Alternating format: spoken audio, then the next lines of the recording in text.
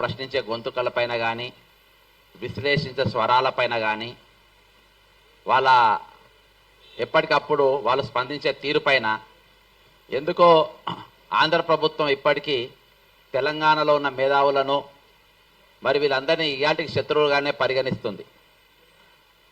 ముఖ్యంగా మరి గత ఒక 5-6 నెలల క్రితము పవన్ కళ్యాణ్ గారిది ఒక సినిమా రిలీజ్ అయింది. ఆ సినిమాలో కతానా అనే ఒక జపాన్ నైఫ్ను తల్వార్ను ఆయన తిప్పిండు. దాంతో ఆయన దగ్గర ఉన్నట్టు ఒక కానిస్టేబుల్ ఒక ప్రాణం జస్ట్ తృణప్రాయంగా ఆయన ప్రాణం మిస్ అయిపోయింది ఆయనది.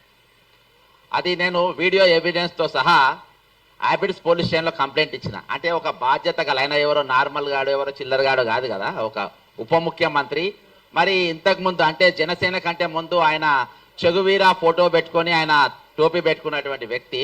కొంచెమైనా మరి అటువంటి భావాలు ఉన్నాయని చెప్పుకున్నాడు. తర్వాత ఆయన రంగు మార్చిండు. సరే ఏమైనప్పటికీ నేను అలాంగ్ విత్ ప్రూఫ్స్ ఒక బాధ్యత గల ఉప ముఖ్యమంత్రి తెలంగాణలో వచ్చి మరి ఇట్లా ఈ విధంగా ఎల్బీ స్టేడియంలో మరి బాజాబ్తా ఈరోజు కత్తి తిప్పుతుండా అంటే మరి ఒక పోలీసు ఒక దెర్రైతే ఆయన మెడ దిగేది అని వీడియో ఫుటేజ్ అంతించిన.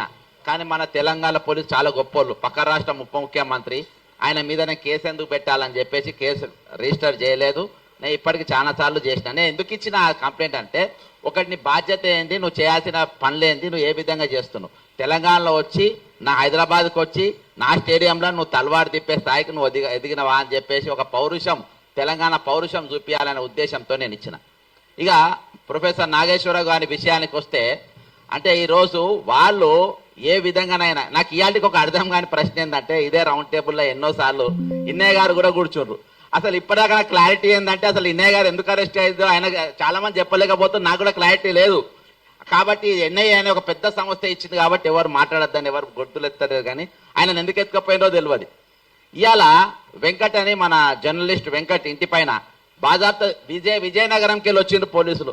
అరే భయ్ ఆయన ఏమన్నా పెద్ద పెద్ద ఏమన్నా టెర్రరిస్టా, పెద్ద యాంటీ సోషల్ ఎలిమెంటా, దేనికోసం పోలీసులు వచ్చిండ్రు? అరే ఇది తెలంగాణ ఆంధ్రలో అయ్యా జాగిరైపోయిందా ఇది? అంటే అక్కడికి వెళ్ళి హైదరాబాద్ తెలంగాణ పోలీసు వాళ్ళు వస్తారు, ఇక్కడ వచ్చి ఇళ్ళ మీద పడతారు. అరే మేము మామూలు వాళ్ళమా?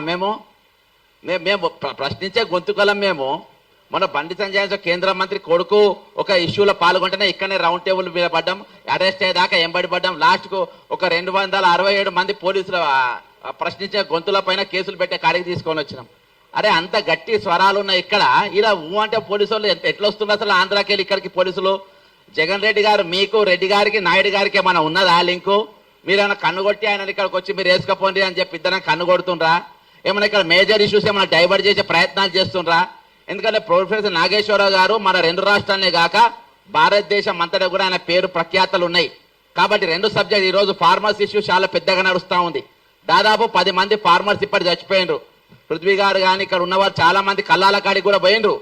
మరి మేము కూడా మానవ హక్కుల కమిషన్లో ఫిర్యాదు చేసినాం.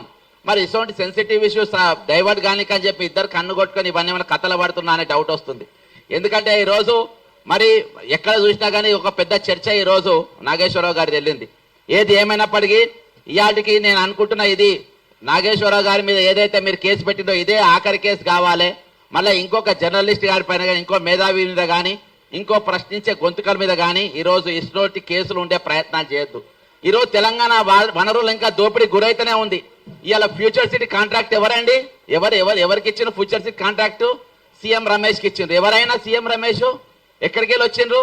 ఈ రోజు మా కాంట్రాక్ట్లను తీసుకుంటాం, మా వర్కులు తీసుకుంటాం. ఇంతకుముందు దోచుకుపోయిందని చెప్పి మేము తెలంగాణ తెచ్చుకున్నాం. ఇప్పుడు దోచి పెడుతున్నాం కదా మేము బాజాబ్తా. నువ్వు ఎందుకు ఫికర్ చేస్తున్నాం? మేమే దోచి పెడుతున్నాం మీకు. అయినా కానీ ఇవాటికి మేము మాట్లాడేటోళ్ళము, ప్రశ్నించేటోళ్ళము, అడిగేటోళ్ళము ఎందుకు మమ్మల్ని టార్గెట్ చేస్తుండ్రు? ఈరోజు నేను గతంలో రాజశేఖర రెడ్డి గారు సీఎంగా ఉన్నప్పుడు నేను కార్పొరేషన్ చైర్మన్గా చేసిన. అక్కడ ఉన్న క్యాడర్తో కొంచెం నాకు దగ్గర సంబంధాలు ఉన్నాయి. ఎందుకంటే రాంబాబు గారు వాళ్ళందరూ కూడా నాతోని చైర్మన్గా ఉన్నటువంటి వ్యక్తి. కొంచెం నేను ఇన్పుట్ తీసుకున్నా అసలు జరిగింది ఏంటండి.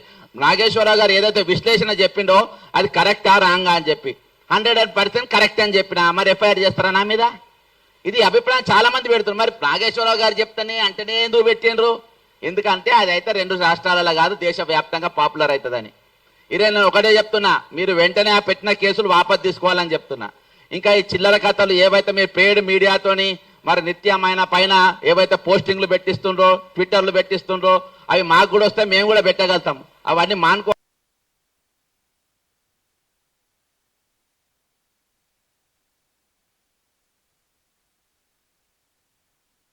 పెట్టిన ఎఫ్ఐఆర్ వాపస్ తీసుకోకుంటే చంద్రబాబు నాయుడు అనేటువంటి హైదరాబాద్ లో తిరిగాడు, లోకేష్ అనేటువంటి హైదరాబాద్ లో తిరిగాడు.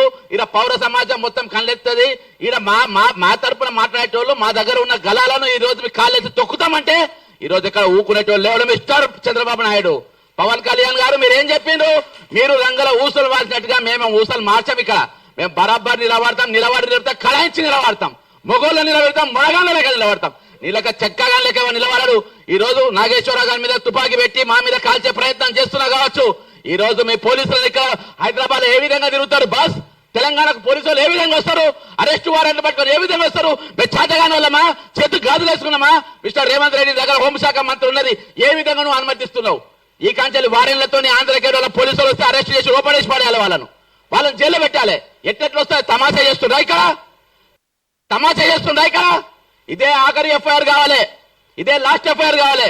ఇంకోసారి ఎఫ్ఐఆర్ అయితే మామూలుగా చెప్తున్నా, పవన్ కళ్యాణ్ చెప్తున్నా, ఖబర్దార్ అని చెప్తున్నా, హెచ్చరిస్తున్నా, రిక్వెస్ట్ బొంగజింగ్ ఎవరి చేయడు ఇక్కడ. నువ్వు చేసి చూడు, ఇక్కడ అరెస్ట్ చేసి చూడు, కుత్క మీద కాలు తొక్కుతా నా కొడకల్లారా. జై తెలంగాణ, మరి వీళ్ళకు జోహార్లు.